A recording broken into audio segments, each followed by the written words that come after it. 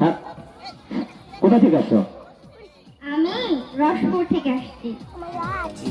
ধন্যবাদ। জাতির উদ্দেশ্যে কিছু বলো। আসসালামু আলাইকুম।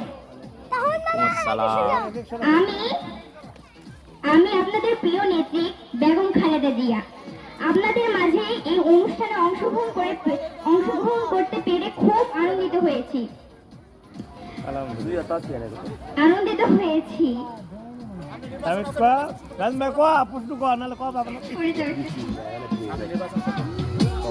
সামনে নির্বাচনে আমাকে ভোট দিবেন।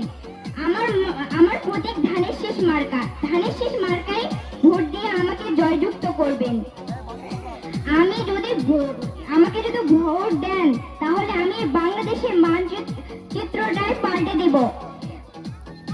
কি কি উন্নতি করবে? শেখ হাসিনাকে পাল্টে আমি এই দেশকে সুন্দর করব। আমি কিছু চাই না, আমি চাই শুধু দেশের মানুষের দেশের জন্য কাজ করতে। বাংলাদেশ জিন্দাবাদ।